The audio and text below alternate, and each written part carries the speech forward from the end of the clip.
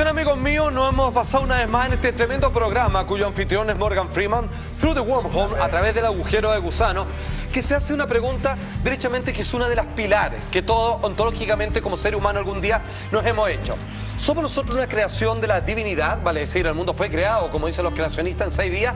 ¿O somos producto de millones de años y una consecuencia, como decía Felipe, una casualidad de la evolución? Fíjense que un científico está, pero más que seguro, que en términos de probabilidades y entender el milagro de la estructura simétrica de los árboles, la forma en que el mar se mueve y nosotros mismos, que somos algo tan complejo, capaz de reflexionar, que era música, poesía, etcétera, etcétera, tiene que haber detrás de la creación un diseñador, un autor divino. Atención. Michael Behe is a biochemist from Lehigh University in Pennsylvania. He's an advocate for an idea called intelligent design, that someone or something planted the seeds of life on Earth and has had a guiding hand in its evolution ever since. Michael's problem with Darwin's theory is that Darwin insists evolution stems from random mutations. When he looks around in nature, he sees plenty of things that look like they were randomly thrown together, like the debris in these woods. We had a storm pass through here recently. Nobody would think that any of this was particularly arranged on purpose. You know, it's just a jumble. Here's a stick here, there's a stick there, a stone there. But Michael believes other things in nature could not have arranged themselves randomly. They appear to be the work of a designer. Just as these sticks didn't randomly arrange themselves into the word life, Michael doesn't believe biological life came together randomly either. So Darwin's theory requires this gradualism, wherein some feature of biology is built up slowly over time. But with an irreducibly complex system, that means a system that has a number of components. You can't build it up gradually over time and have it work. Michael doesn't think organisms could have made such leaps of complexity through evolution alone. He thinks they must have had help from a creator. Exactamente. Este científico, de nombre de pila Michael, dice que los organismos podrían no haber dado un salto evolutivo solo a través de la evolución.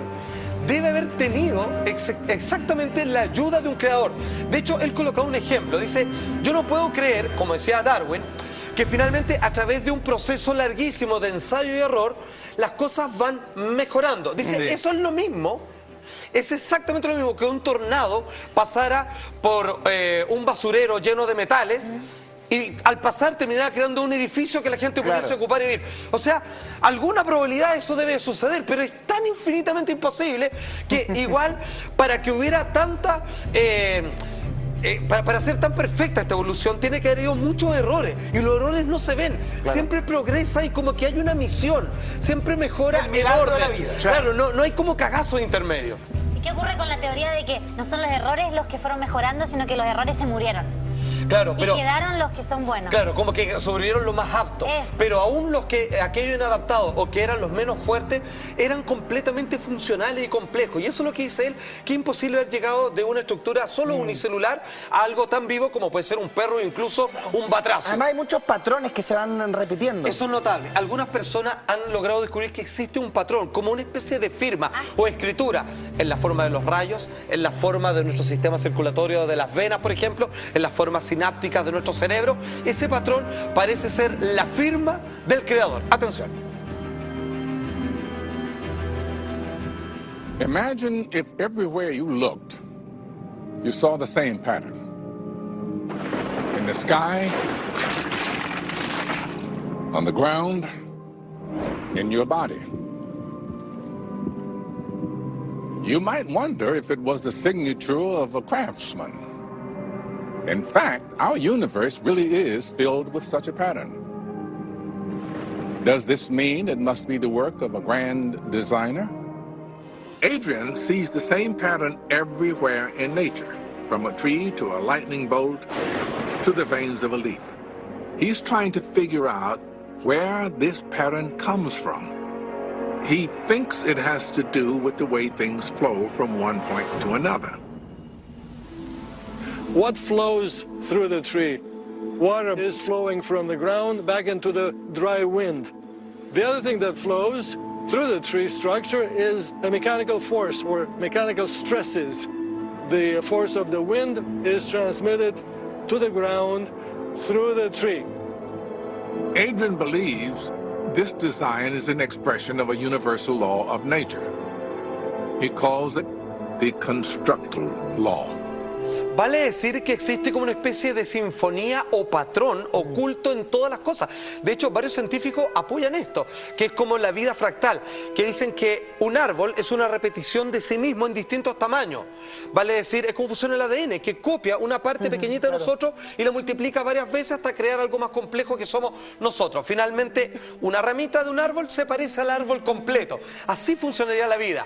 A través de este documental notable, como de costumbre, a través del agujero de gusano, preguntándose respecto a si somos una creación divina o somos producto de la evolución, dice, desde un árbol, un rayo, a la nervadura de una hoja, todos siguen un mismo patrón. Este diseño es la expresión de una ley universal de la naturaleza. Podemos sumar esto, la forma de los ríos, cómo vuelven al mar, por ejemplo, que tienen también estos mismos patrones de ramificación, buscándolo todo. Es bastante curioso, pareciera que esa estructura es una orden fundamental que tiene el cosmos dentro de sí, al igual que las explosiones solares, para buscar la vida y hacerla crecer y convertirla en algo tan complejo como somos nosotros.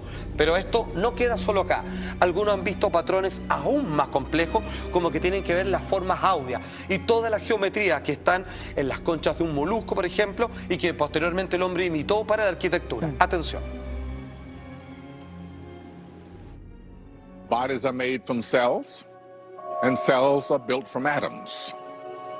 But the atoms in my body don't know they're part of me.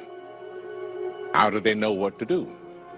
Why don't I just fall apart into a trillion tiny pieces? Are they being guided by a higher power? George Ellis, from the University of Cape Town in South Africa, is one of the world's leading theorists in physics and cosmology.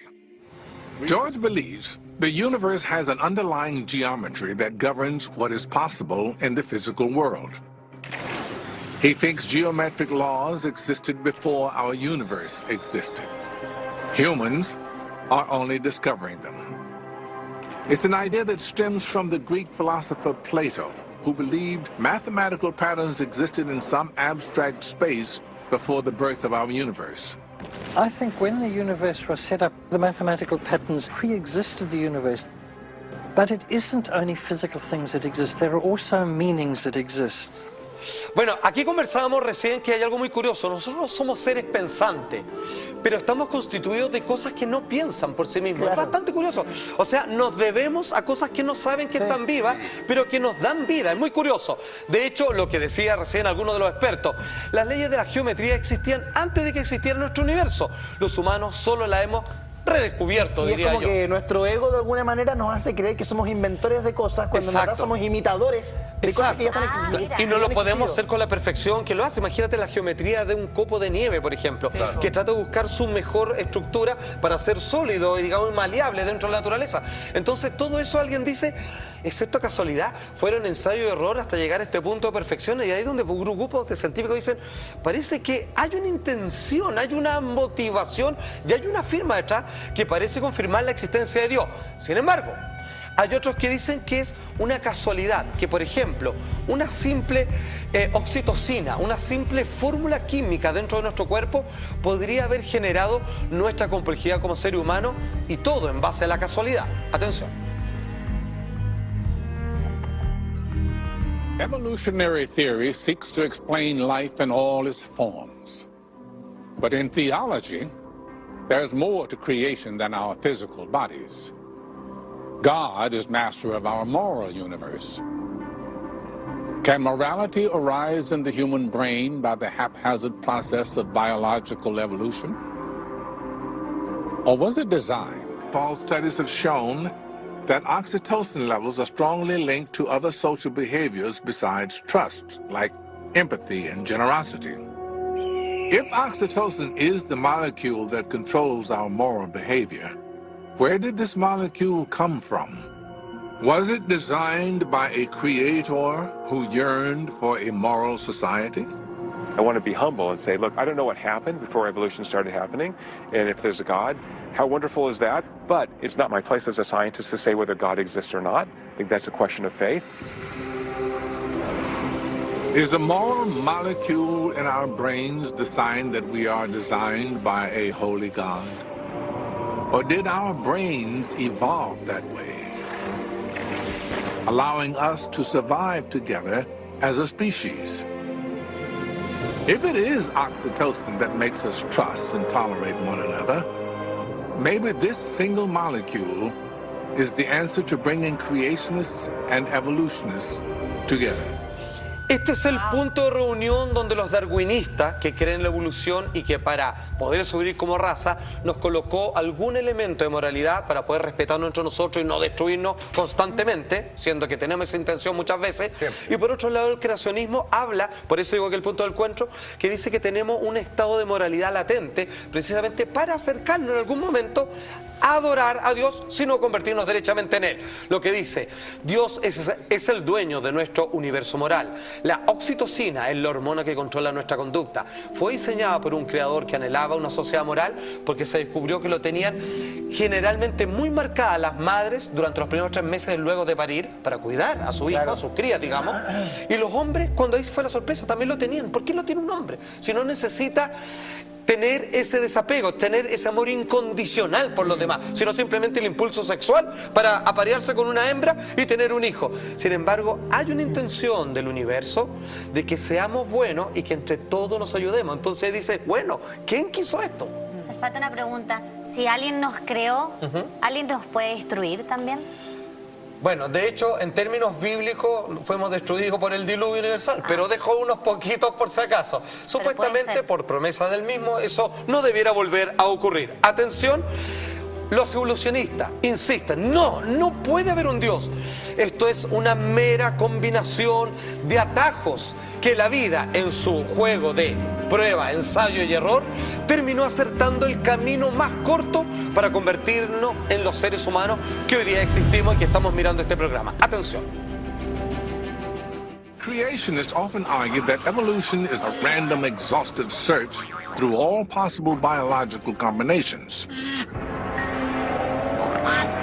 An impossible task that could never have gotten as far as it has in only 4 billion years. Scott believes complex traits like the human brain or a bacterium's tail can evolve in a reasonable amount of time because evolution is not a completely blind process. In fact, evolution has some clever shortcuts. Imagine this chessboard is blank, and Scott's goal is to properly color it so that no 2 neighboring squares are colored the same. A brute force approach, just trying every possible coloring, every possible assignment of colors to all 64 of the squares. Well, there are 2 to the 64th power ways of coloring all the squares of a chessboard. That's about 18 quintillion. He's obviously going to be at this for quite a while. On this purely random mission, even if Super Scott gets all but 1 square correct, he has to start over again. If organisms evolved like this, it would take millions of times longer than the age of the universe for a single-cell bacterium to evolve into the intelligent life we see today. Vale decir, existe una especie de atajo. La vida, en este juego de ensayo-error, apenas se equivoca un poco, retrocede un paso, no el camino completo hacia atrás para volver a empezar. Vale decir, descubre que hay algo indebido o que finalmente no va a sobrevivir en el tiempo y lo corrige inmediato. Lo que parece que hubiese una inteligencia detrás de manera espontánea. Es lo que expone, evolución. Exactamente, en este caso, los rasgos complejos como el cerebro humano, o que hablar de un sistema circulatorio o un ojo. ¿Se han dado cuenta lo complejo que un ojo en términos de cámara fotográfica, captar luz, traducirlo como imagen, etcétera, etcétera? Pueden evolucionar en una cantidad de tiempo razonable, dice él. Hizo una ecuación al respecto, debido a que la evolución no es un progreso o un proceso a ciegas y que a veces toma bastantes atajos. Atención, amigos míos, lo que viene es sencillamente genial. Existe un matemático, uno de los más brillantes que ha existido en la historia de la humanidad, llamado George Peirce, ateo a morir. Este hombre hizo algo que todos habían buscado y que nadie había logrado.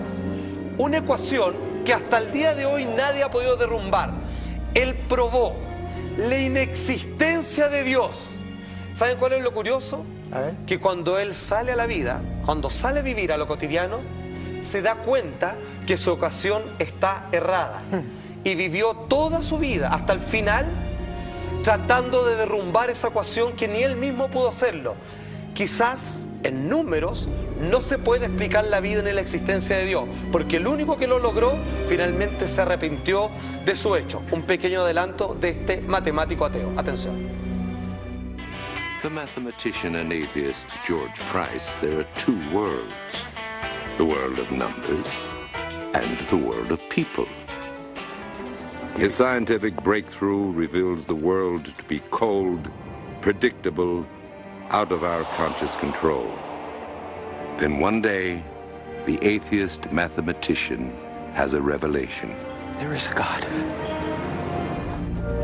El hombre que creó la hasta ahora ecuación imbatible de que Dios no existe, tuvo una revelación en algún momento. Dijo, no lo puedo negar, Dios tiene que existir, solo que no soy capaz de expresarlo en números.